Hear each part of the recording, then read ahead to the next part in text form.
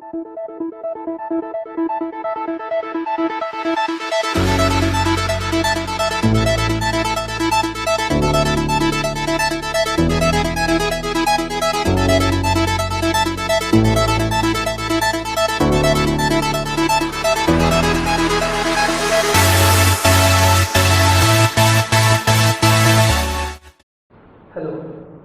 Today we are going to talk. Today we are going to talk about a very important topic, that is lime soda process and geolite process. First, what are these? आज हम जिस topic के बारे में पढ़ने जा रहे हैं वो है हमारा लाइम सोडा प्रोसेस और जियोलाइट प्रोसेस. ये है क्या? तो ये है वाटर सॉफ्टनिंग टेक्निक्स. क्या है ये? ये है हमारा water softening techniques. Water softening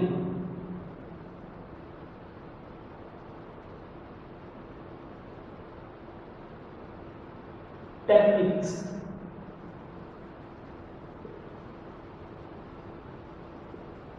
क्योंकि जैसा कि हमने अपने प्रीवियस लेक्चर्स में देखा था कि हार्ड वाटर के कारण हमें क्या क्या प्रॉब्लम्स को फेस करना पड़ता है. ठीक है, जैसा कि हमने बॉयलर फीड वाटर में पढ़ा था कि बॉयलर फीड वाटर में हमें वाटर का यूज करते हैं इवोपरेशन के लिए. ठीक है, लेकिन हम देखते हैं कि इस इनसॉल्युबल सॉल्ट के कारण हमें कितनी तरह के प्रॉब्लम को फेस करना पड़ता है. ठीक है, तो और हमें ये भी पता है कि हार्ड वाटर हमारे लिए बेनिफिशियल नहीं होता है, सॉफ्ट वाटर जो है हमारे लिए बेनिफिशियल होता है. तो हम आज इस चीज़ को समझेंगे कि ऐसे कौन से टेक्निक है जिससे कि हम वाटर को सॉफ्ट कर सकें. ठीक है, क्योंकि जो इंडस्ट्रियल पर्पस में हम क्या करते हैं कि हमारे पास सॉफ्ट वाटर अगर अवेलेबल हो तो ज़्यादा अच्छा लगता है. इसलिए हम क्या करते हैं कि हम ये कोशिश करती है कि अगर हमारे पास हार्ड वाटर आया भी है तो हम उसे क्या करें, उसे हम सॉफ्ट कर दें. ठीक है, तो the water therefore needs to be free from hardness producing salt before use.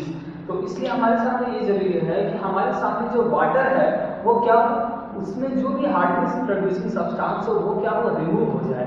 तो ये ऐसा प्रोसेस जिसमें हम क्या करते हैं कि जो भी वाटर के अंदर पैसिव सब्सटेंस जो कि हार्डनेस कॉजिंग सब्सटेंस है उसको हम रिमूव करने के लिए जो भी प्रोसेस का इस्तेमाल करते हैं उसे हम क्या कहते हैं, सॉफ्टनिंग ऑफ वाटर. सबसे पहले why it is necessary to know about softening of water. तो पॉइंट फर्स्ट इज दैट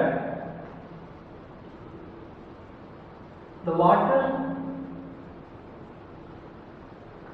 मतलब वाटर जो कि हम ले रहे हैं इंडस्ट्रियल पर्पस के लिए वो क्या होना चाहिए, वो फ्री होना चाहिए इम्प्योरिटी से.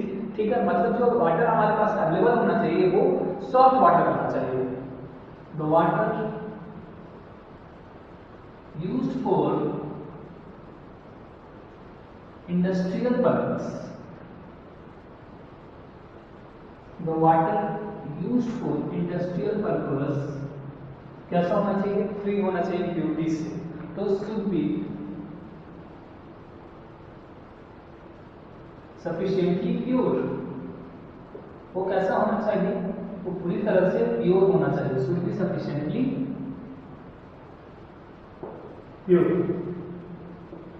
Okay, so therefore the water needs to be free from impurities. So what we do, so the water should be treated for use. तो अगर हम क्या करें कि अब जो भी वाटर का हमारे पास अवेलेबिलिटी है सबसे पहले हम उसका चेक करेंगे. उसको चेक करेंगे कि हमारे पास ये जो वाटर है हार्ड है या सॉफ्ट है. तो अगर हमारे पास जो वाटर वाटर अवेलेबल है तो उसे हम क्या करेंगे, सॉफ्ट करने के लिए प्रयास करेंगे, सॉफ्ट करने की कोशिश करेंगे. और उस सॉफ्ट करने के लिए हम कुछ टेक्निक्स का इस्तेमाल करेंगे. आज हम बेसिकली दो टॉपिक के बारे में बात करेंगे. एक होगा हमारा लाइम सोडा प्रोसेस और दूसरा होगा हमारा zeolite process. So first we know about the water therefore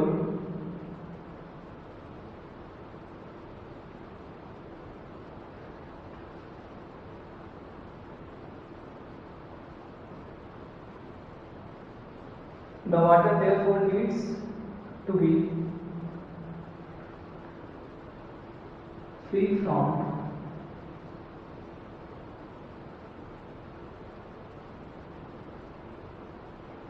the water therefore needs to be free from hardness producing salt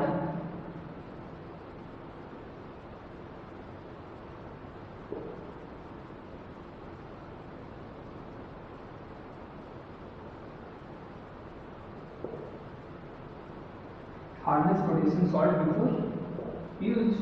तो हमें अगर इंडस्ट्री में प्योर वाटर चाहिए तो इसलिए क्या हमें क्या करना पड़ेगा कि हमारे पास क्या हम क्या कर सकते हैं कि जो वाटर हमारे पास अवेलेबल हो हार्ड वाटर के फॉर्म में, उसमें हम क्या करेंगे कि जो हार्डनेस प्रोड्यूसिंग सब्सटेंस है उसको हम रिमूव करेंगे। जो हार्डनेस प्रोड्यूसिंग सब्सटेंस है उसको हम क्या करेंगे, रिमूव करेंगे, तब हम उसको क्या करेंगे, अपने यूज में लाएंगे।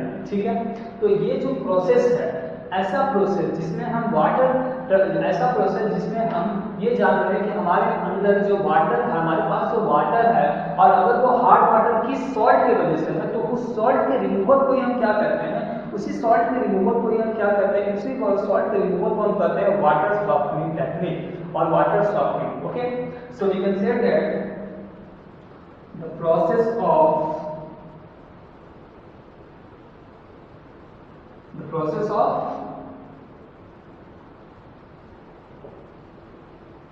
रिमूविंग, किस चीज को रिमूव करना है, तो हमें रिमूव करना है the substance causing hardness in water. The process of removing the hardness causing salt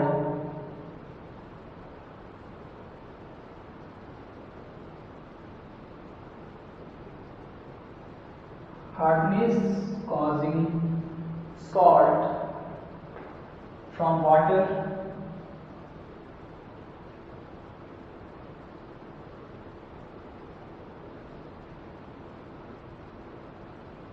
is called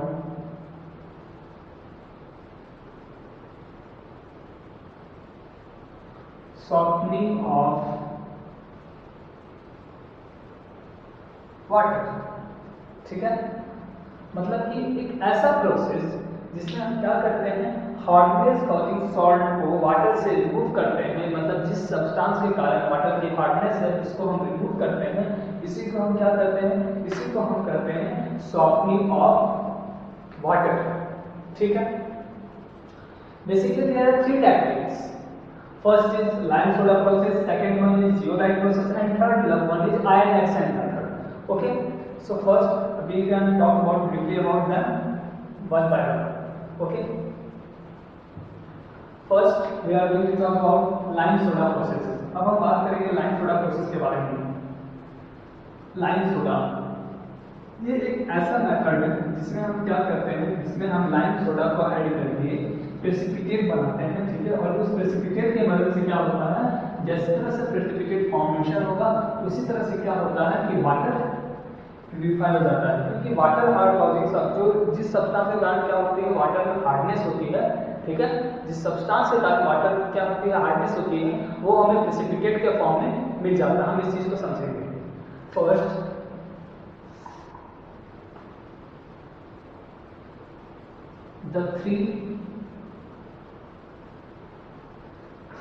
the three main methods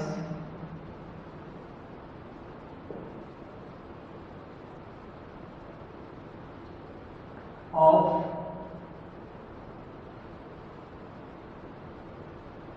softening water in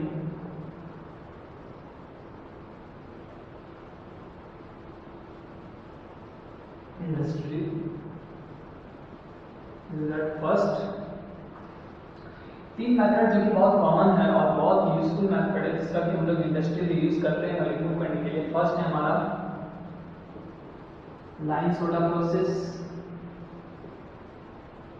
क्योंकि ये बहुत इंपॉर्टेंट क्वेश्चन है एग्जाम के व्यू से, और ये आपसे पूछा जाएगा कि डिफाइन वाटर सॉफ्टनिंग टेक्निक्स और why water softening technique is important for us in industry. So these are the वैसे वेरी इंपॉर्टेंट क्वेश्चन, बहुत इंपॉर्टेंट क्वेश्चन है जिसपे क्वेश्चन बनते हैं डिप्लोमा एग्जाम में।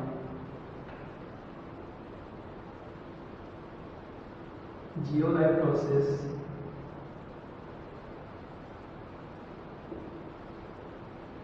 ओके, जियोलाइट प्रोसेस और ion exchange method. Ion exchange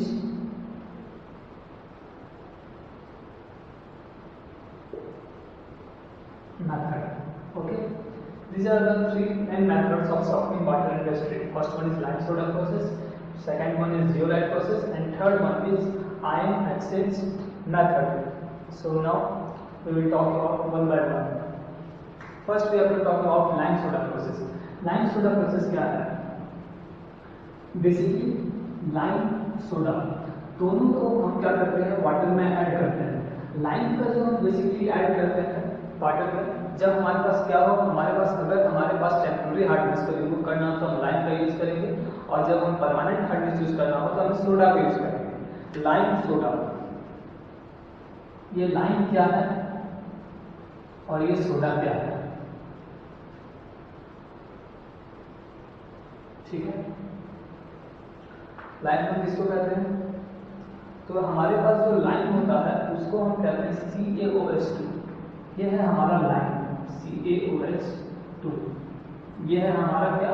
ये है हमारा लाइम। और सोडा क्या होता है? सोडा हम सभी को पता है NO2CO3 सोडियम कार्बोनेट। ये है हमारा soda. It is called lime soda, ठीक है। लाइम का हम यूज करते हैं इसके लिए, लाइम का यूज करते हैं removal of temporary hardness, removal of temporary hardness. और सोडा का यूज भी करते हैं, हम इसका यूज करते हैं रिमूवल ऑफ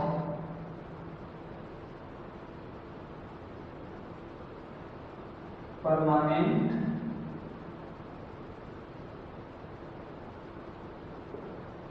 हार्डनेस, ठीक है। अगर हम टेम्पररी हार्डनेस के लिए यूज करेंगे तो हम लाइम का यूज करेंगे, जिसका फॉर्मूला है CaOH2। और अगर हम परमानेंट हार्डनेस को रिमूव करने के लिए बात करेंगे तो हम यूज करेंगे Na2CO3, जिसका यूज होगा रिमूवल ऑफ परमानेंट हार्डनेस। इसमें होता क्या है कि इस मेथड में बेसिकली क्या होता है कि जो भी सॉल्युबल सॉल्ट वाटर में होते हैं, ठीक है, जो भी सॉल्युबल सॉल्ट वाटर में होते हैं, अगर वो सॉल्युबल सॉल्ट हो सकते हैं बाइकार्बोनेट के लिए हो सकते हैं, या फिर वो क्लोराइड या फिर सल्फाइड के लिए हो सकते हैं, तो जो भी सॉल्युबल सॉल्ट वाटर में अवेलेबल होते हैं, ठीक है, उनमें हम क्या करते हैं, उन्हें हम लाइम के साथ या फिर सोडा के साथ ट्रीट कराते हैं। और लाइम या सोडा के साथ ट्रीट कराने पर वो प्रेसिपिटेट के फॉर्म में हमारे पास आ जाते हैं, ठीक है। और बेसिकली इसी प्रोसेस को हम कहते हैं लाइम सोडा प्रोसेस। तो मैं इसे पहले समझा देता हूँ, लिखवा देता हूँ, उसके बाद मैं इसे अच्छे से समझा दूंगा, ठीक है। Lime soda process,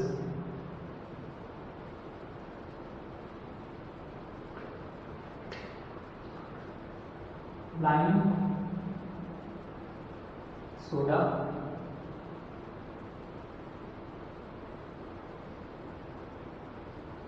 process. In this process,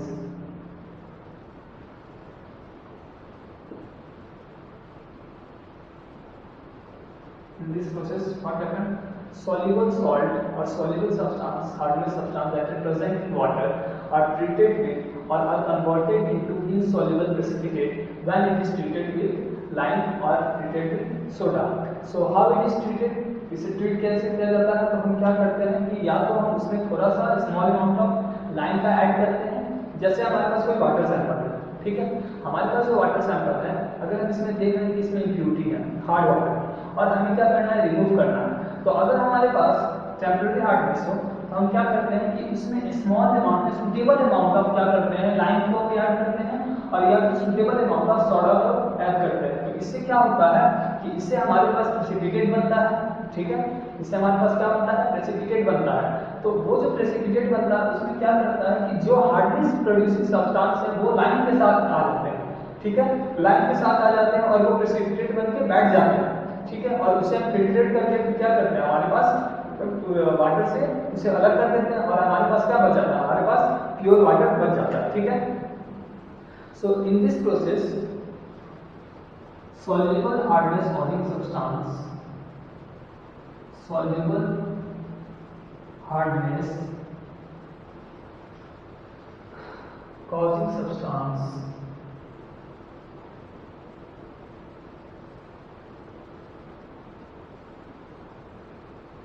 soluble hardness causing substance are converted into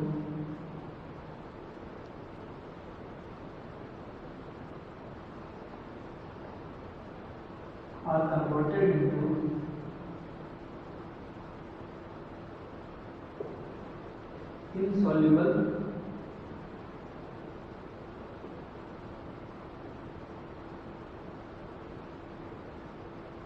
precipitate, और उसे हम insoluble precipitate में कन्वर्ट कर देते हैं। कैसे? By adding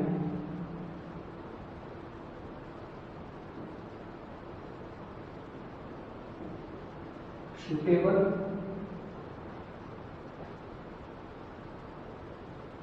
amount of lime, that is COS2, and soda, that is NO2, that is Na2CO3.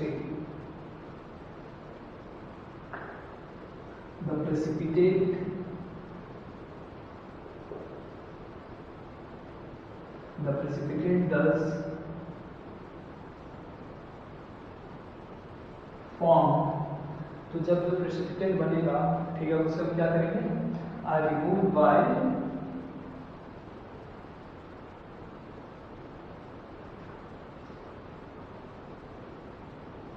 settling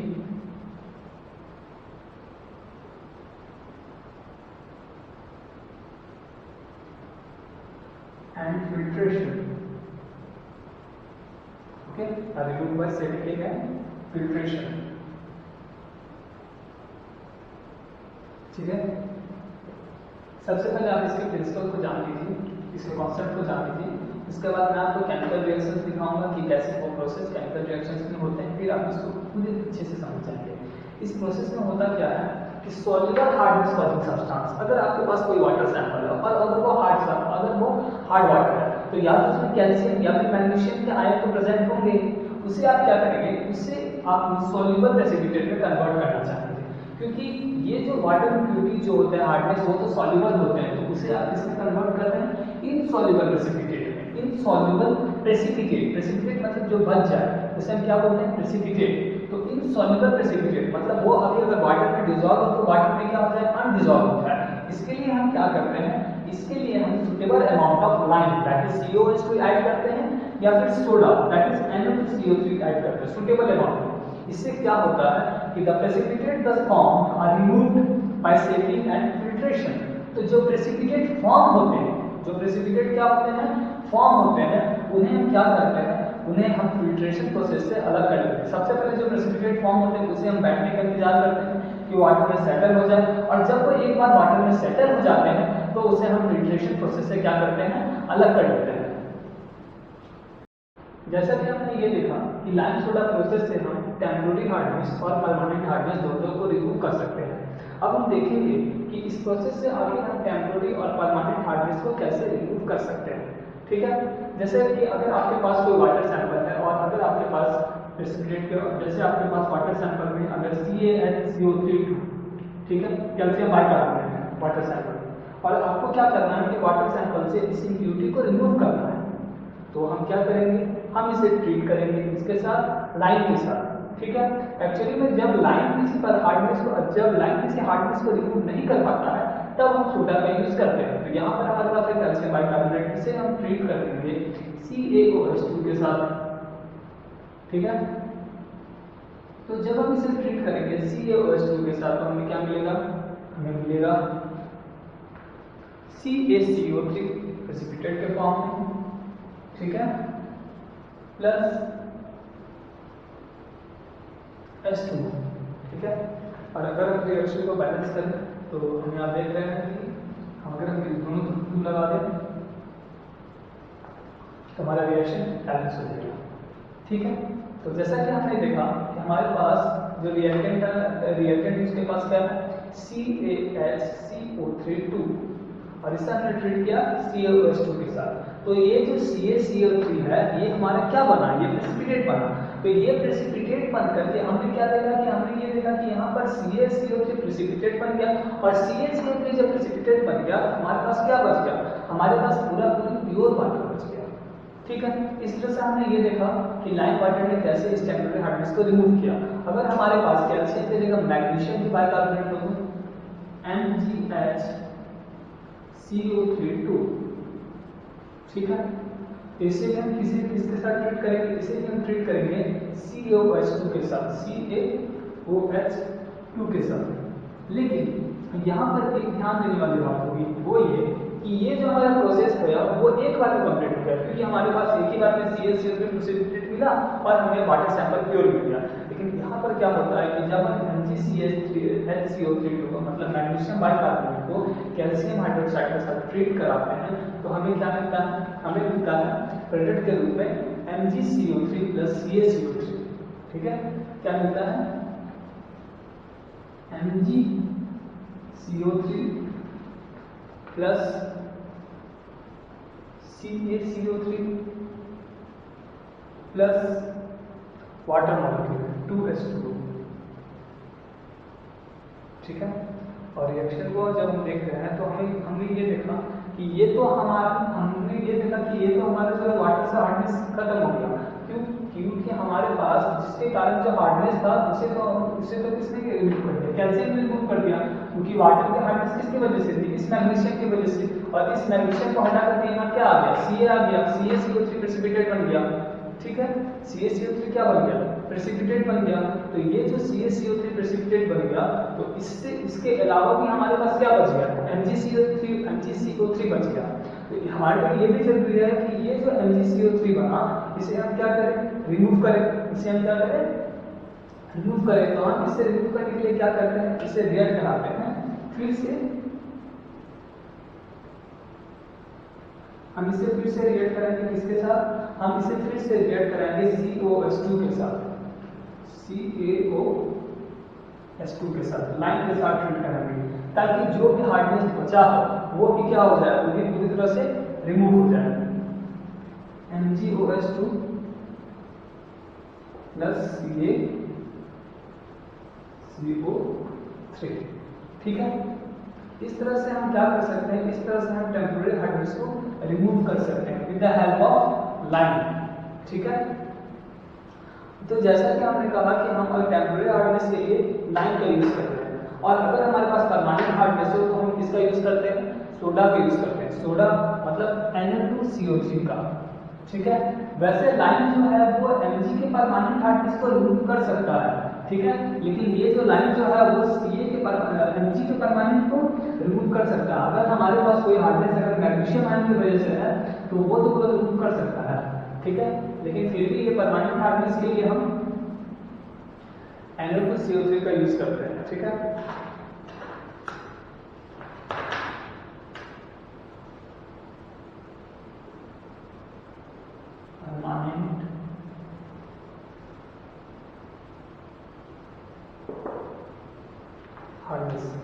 permanent hardness का हम कैसे करते हैं। As we can say that permanent hardness जो होती है उससे हमने ये जाना कि वो डिफिकल्ट होता है बहुत ही रिमूव करने के लिए। जैसे हम बात करें कि अगर हमारे पास MgCl2 क्या, MgCl2, तो ये जो परमानेंट हार्डनेस अगर होगा तो इससे हम MgCl2 को हम CaOH2 के साथ ट्रीट करके MgCl2 को हम CaOH2 के साथ ट्रीट करके हम हार्डनेस को रिमूव कर सकते हैं। क्योंकि हमारे पास जो रिजल्ट बचता है वो बचता है MgOH2 प्लस CaCl2। ठीक है, तो हमने क्या किया, हमने वाटर के जो हार्डनेस थे उसे तो हमने क्या किया, रिमूव कर दिया CaOH2 के साथ रिएक्ट करा करके। ठीक है, जैसे अगर हमारे पास MgSO4 हो, MgSO4 को भी अगर हम लाइन के साथ ट्रीट कराएंगे, ठीक है, तो प्रोडक्ट में हमें क्या मिलेगा, MgOH2। फिर से हमने ये देखा कि हमें MgOH2 मिल गया। ठीक है, प्लस CaSO4। तो ये जो हार्डनेस जिसके कारण थी वो तो हमारा क्या हो गया, वो हमारा रिमूव हो गया। ठीक है, क्योंकि हमने ये देखा कि परमानेंट हार्डनेस में भी जो भी हार्डनेस थे हमने लाइन के साथ रिएक्ट करके रिमूव कर दिया। ठीक है, अब हम बात करते हैं कुछ और एग्जांपल्स को लेकर के। जैसे अगर हमारे पास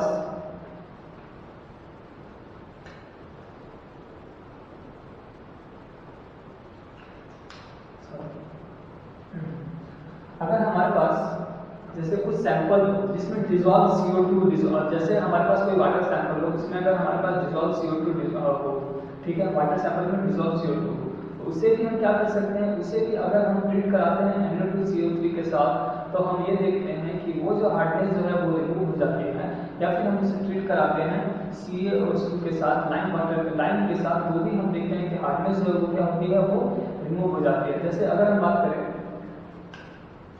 कि CaSO4 ये कौन सा हार्डनेस है, तो ये परमानेंट हार्डनेस है। हम देखते हैं CaSO4 ये क्या है, परमानेंट हार्डनेस है।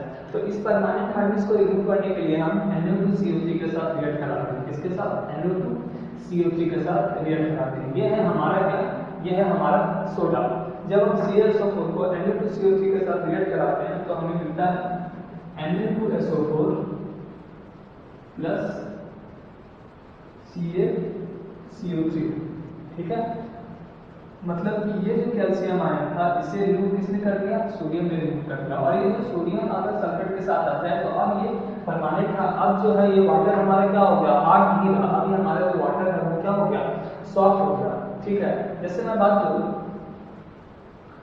कि अगर कोई हमारे पास सैंपल है उसमें अगर CO2 गैस डिसॉल्व है, ठीक है, कोई सैंपल है उसमें हमारे पास क्या है, CO2 गैस डिसॉल्व है।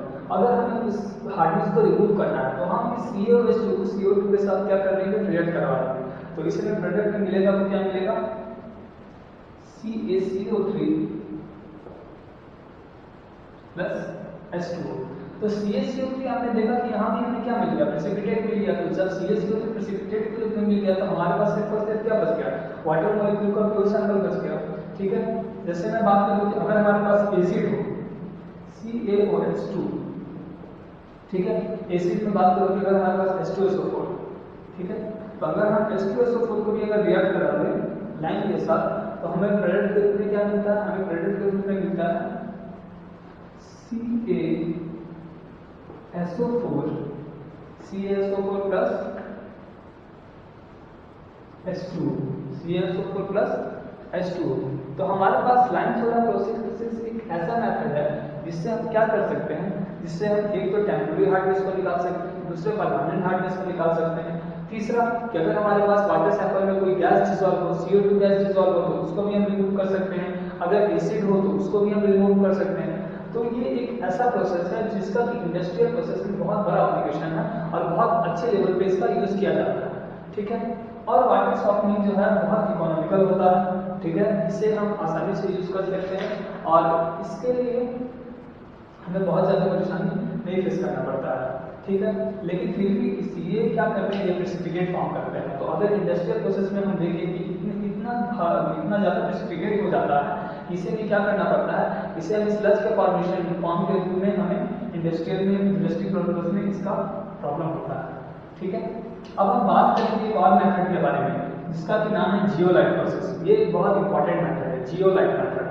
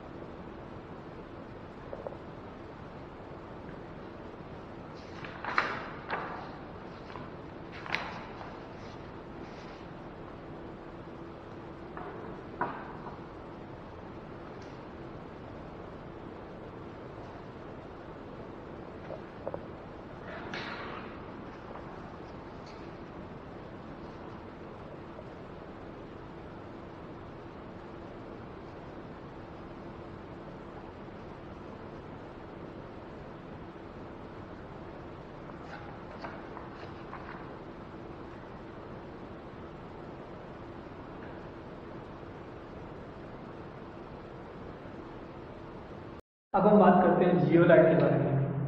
ये है हमारा पूरी तरह से जियोलाइट का स्ट्रक्चर, ठीक है। उसे पिक्चोरियल डायग्राम में इस तरह से शो करते हैं। जियोलाइट का जो फॉर्मूला होता है और इसका नाम क्या होता है, सबसे पहले हम इसके नाम के बारे में जानते हैं। जियोलाइट का जो नाम होता है वो होता है सोडियम, इसका नाम बहुत बड़ा है,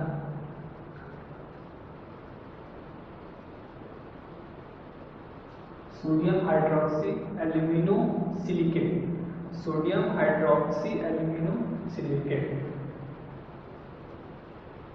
सोडियम हाइड्रोक्सी एल्यूमिनो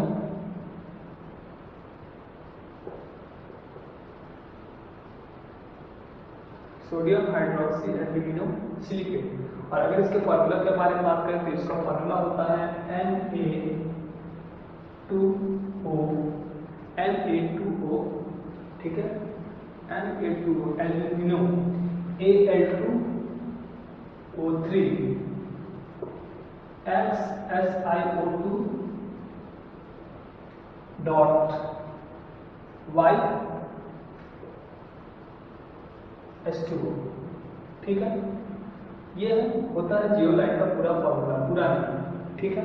तो जहाँ तक कि हम देख पा रहे हैं कि ये नाम जो है बहुत बड़ा है, इसलिए हम क्या करते हैं, इसे हम सोडियम जियोलाइट करके पुकारते हैं और इस पूरे को हम जेड से रिप्रेजेंट करते हैं, Na2Z, हमारी सुविधा के लिए, क्योंकि हमें बार बार इतना बड़ा नाम लिखना पड़े, इससे ज़्यादा अच्छा है कि हम इसे एक शॉर्ट टर्म में लिखते हैं Na2Z क्रॉस। ये जो है ये पूरा पार्ट इस जेड क्रॉस को डिनोट करता है, ठीक है। अब हम बात करते हैं कि आखिर ये काम कैसे करता है।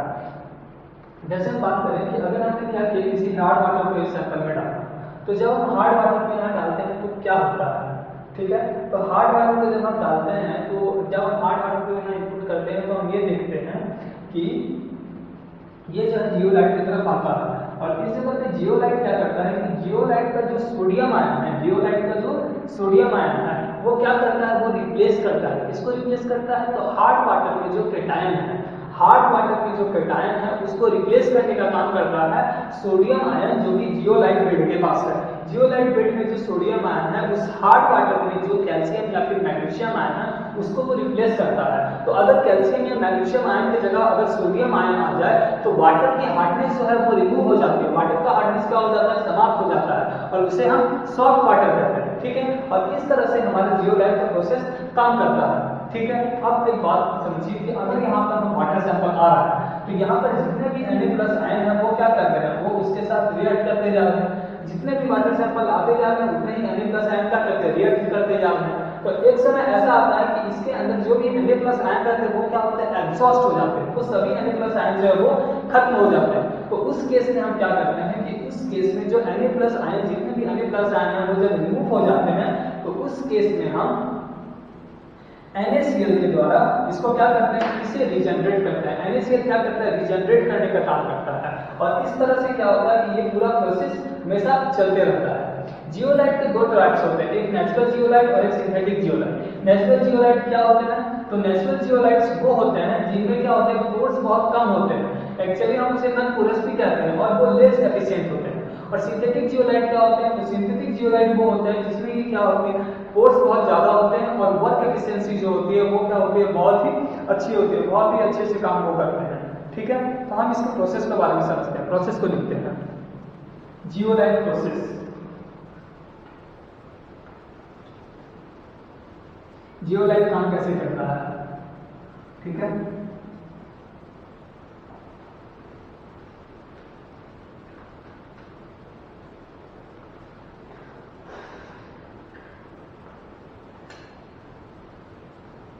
For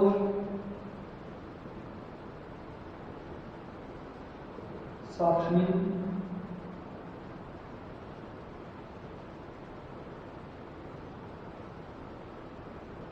hard water by zeolite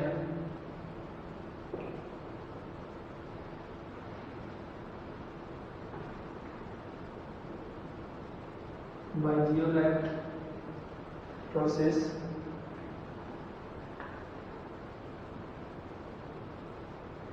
the water is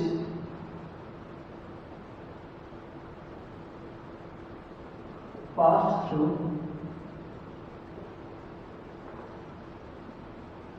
zeolite bed.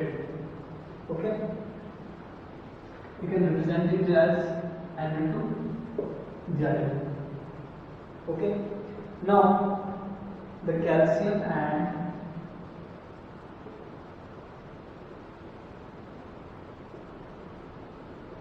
magnesium ion of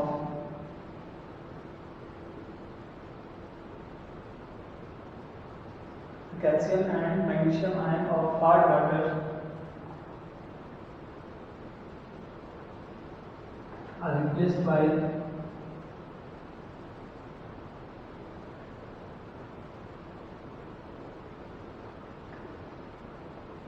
Na plus ion of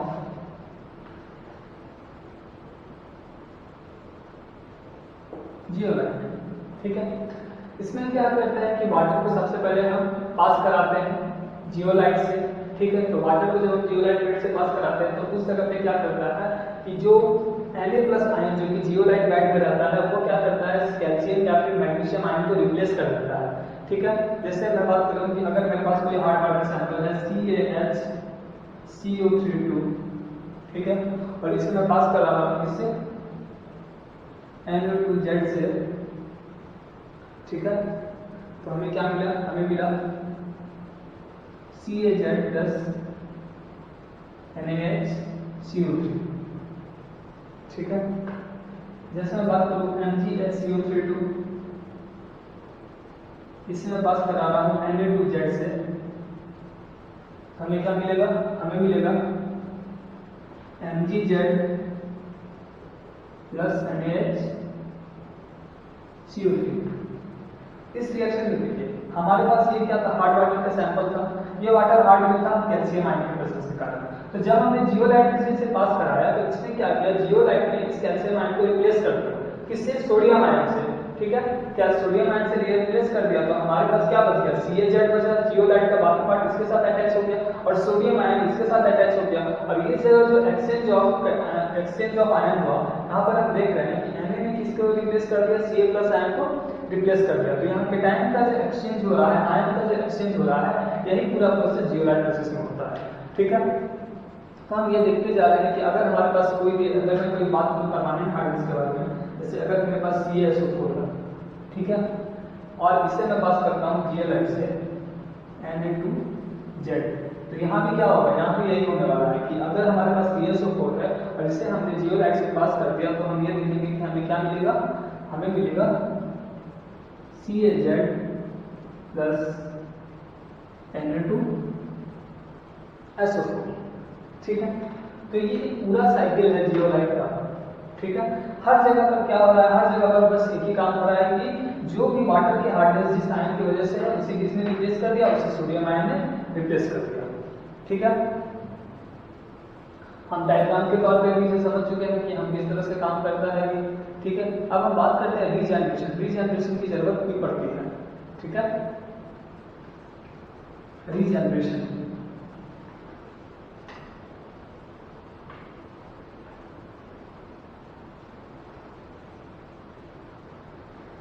हमने ये देखा जियोलाइट प्रोसेस में कि पूरे प्रोसेस में सिर्फ जियोलाइट में जो Na प्लस आयन है वो क्या करते रहता है, वो रिप्लेस करते रहता है। किस चीज को रिप्लेस करते रहता है, वो रिप्लेस करते रहता है हार्ड वाटर जिस आयन की वजह से है। तो एक समय ऐसा आता है कि जियोलाइट में जितने भी N प्लस आयन है वो एग्जॉस्ट हो जाते हैं, वो रिमूव होते हैं। तो इससे इस समय हम क्या करते हैं, इस समय NaCl से क्या करते हैं, NaCl के द्वारा जो है हम उसको फिर से क्या करते हैं, उसे हम रीजनरेट करते हैं ताकि जो जियोलाइट में जो भी Na प्लस आयन एग्जॉस्ट हो चुके हैं वो फिर से क्या हो जाए, वापस आ जाए। ठीक है, तो we can say that when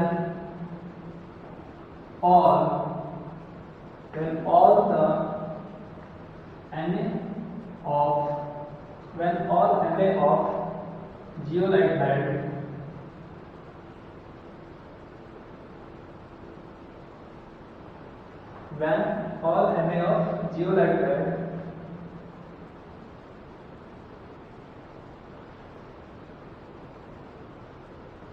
has been exchanged for Cl2 plus or Mg2 plus ion has been exchanged for Cl2 plus and Mg2 plus ion. When what happens? It loses sodium exchange capacity.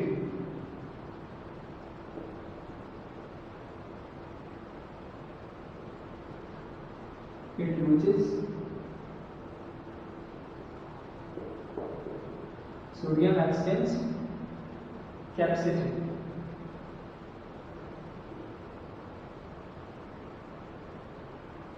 The zeolite has therefore should be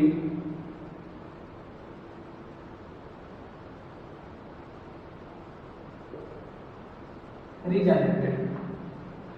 ठीक है, जब zeolite bed में जितने भी Na+ ion हैं वो क्या हो जाते हैं, वो पूरी तरह से जब एक्सचेंज हो जाते हैं Cl2+ या फिर Mg2+ आयन के साथ, तो सोडियम आयन एक्सचेंज की कैपेसिटी जो है वो खत्म हो जाती है। तो उस समय क्या करते हैं, उस समय हमें जियोलाइट को फिर से क्या करना पड़ता है, जियोलाइट को हम फिर से रीजनरेट करना पड़ता है। ठीक है, फॉर रीजनरेट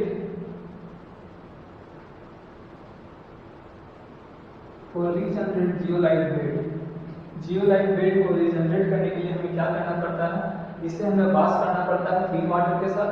ठीक है, हम इसे क्लीन वाटर के साथ वॉश करते हैं और क्लीन वाटर से वॉश करने के बाद हमें इसे ट्रीट करना पड़ता है कंसंट्रेटेड NaCl सॉल्यूशन के साथ।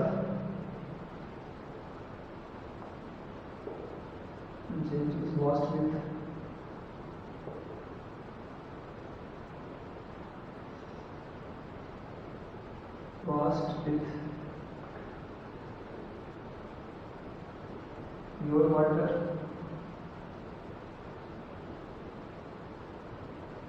and treated with concentrated NaCl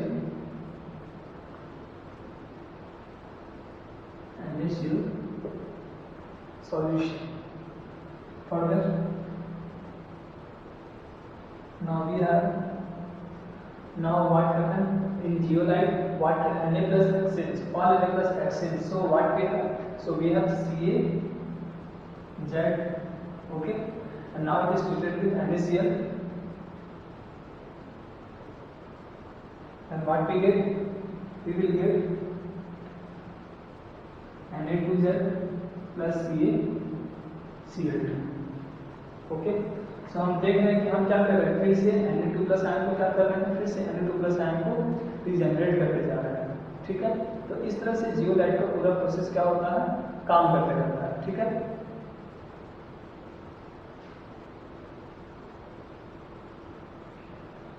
अब हम बात करेंगे जियोलाइट के क्या क्या एडवांटेजेस होते हैं और क्या क्या जियोलाइट के डिसएडवांटेजेस होते हैं। इस तरह से हम बात करते जाएंगे और हम देखेंगे इसलिए जियोलाइट प्रोसेस हमारे लिए यूजफुल होता है।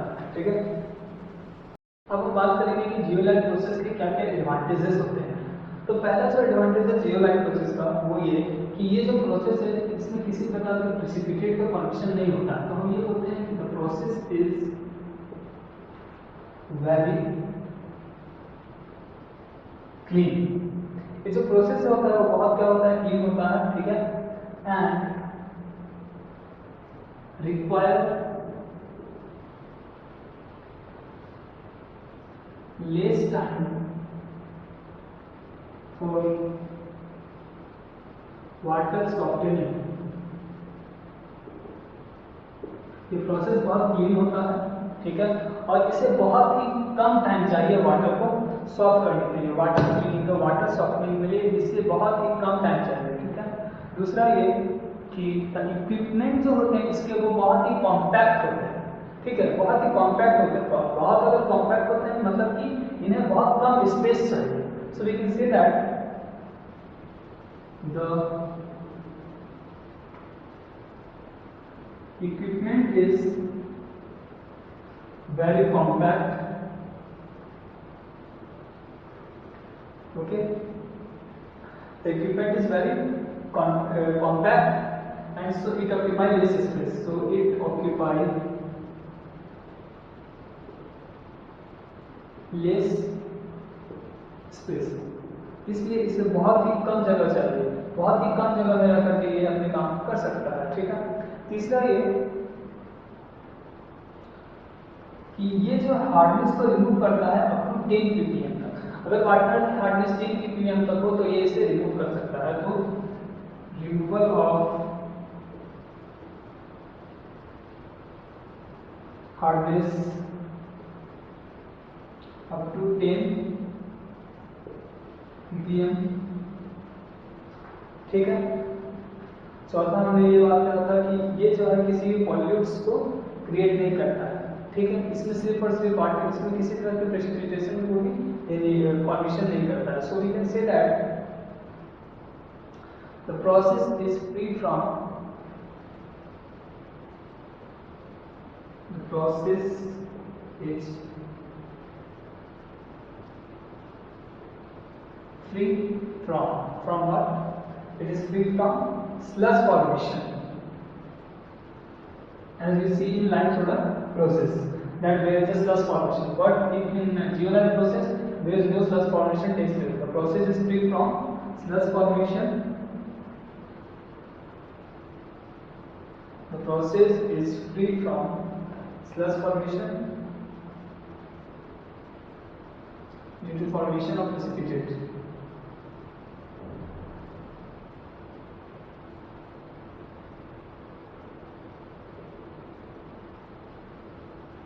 Due to formation of precipitate. Now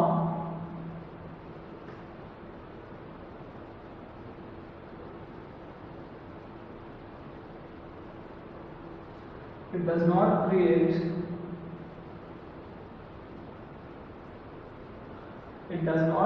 any pollution.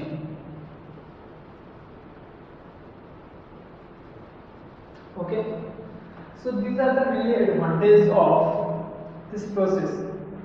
Okay, these are the advantages of geolite process, but there are a lot of disadvantages of this process. We are also to know that हमने जैसे देखा कि हमारे पास zeolite process के अगर कुछ इसके advantage है तो इसके कुछ डिसएडवांटेजेस भी होते हैं। वो क्या, हम इसके बारे में बात करते हैं। Disadvantage of zeolite process.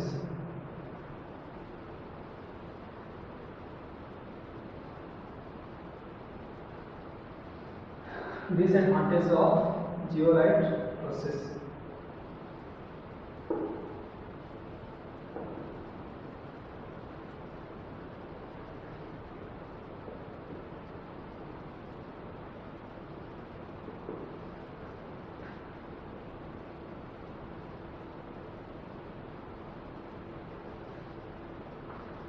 इसके लिए सर आप एडवांटेज क्या क्या हो सकती है।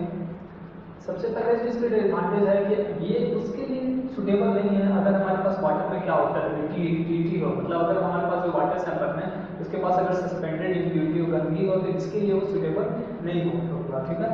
So this method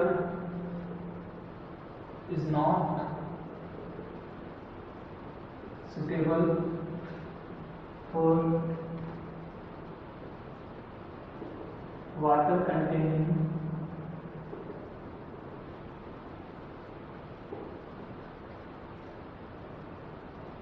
suspended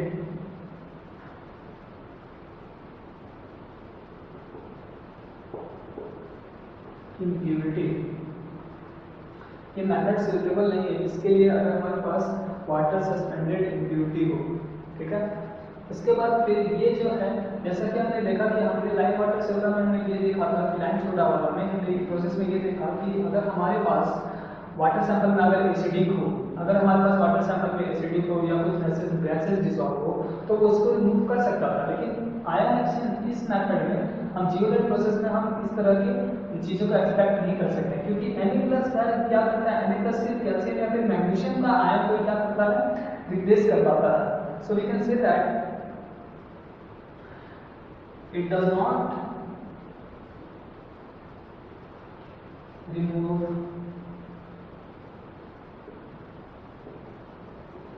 acidic ion like, ये एसिडिक आयन को रिमूव नहीं करता है। जैसे कि हम बात करें HCO3 माइनस हो गया, या फिर CO32 minus, Cl minus, ETC। Okay, why? Because since it exchange only Cl2 plus and Mg2 plus, Cl2 plus and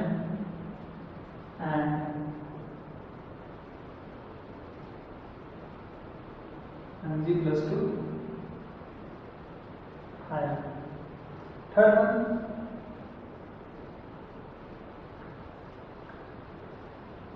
is that water containing large amount of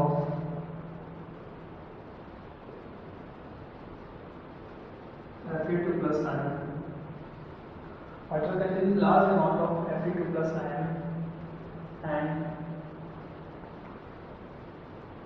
Mg2 plus ion is not treated effectively,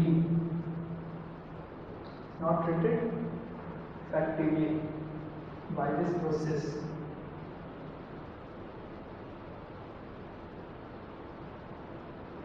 मतलब कि अगर हमारे पास जो water sample है, उस water sample में अगर Ca2 plus या फिर Mg2 प्लस आयन का कंटेंट बहुत ही ज़्यादा हो जाए, तो ये उसे उतने अच्छे से काम नहीं कर पाएगा, उस कंडीशन में पूरे अच्छे से ये काम नहीं कर पाता है।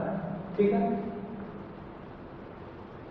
तो ये कुछ ऐसे डिसएडवांटेज है जियोलाइट प्रोसेस के, जिससे कि हमने बारे में सीखा आज की जियोलाइट में। सबसे पहले हमने यह सीखा कि जियोलाइट क्या होता है, फिर हमने ये सीखा कि जियोलाइट कितने तरह के होते हैं, 2 टाइप के होते हैं, एक नेचुरल और एक सिंथेटिक। नेचुरल जियोलाइट जो होते हैं उसमें पोर्स बहुत कम होते हैं, मतलब नॉन पोरस हम इसे कह सकते हैं, और सिंथेटिक जियोलाइट होते हैं वो पोरस होते हैं, उसमें बहुत सारे पोर्स होते हैं और वो नेचुरल के कंपेयर में ज़्यादा इफेक्टिवली काम करते हैं। हमने जियोलाइट के एडवांटेजेस के बारे में भी जाना, अब हम जियोलाइट के डिसएडवांटेज के बारे में भी हम जाने कि जैसे कि ये मेथड किसके लिए सूटेबल नहीं है। अगर हमारे पास जो वाटर सैंपल है उसमें सस्पेंडेड इम्प्योरिटीज हो, अगर हमारे पास उसमें एसिडिक कंटेंट बहुत ज़्यादा हो, या फिर उसमें large amount of Mg2 plus ion या Fe2 प्लस आयन हो, तो वो भी उसके साथ अच्छे से ट्रीट नहीं कर पाता, एफिशिएंटली ट्रीट नहीं कर पाता है। Okay, thank you.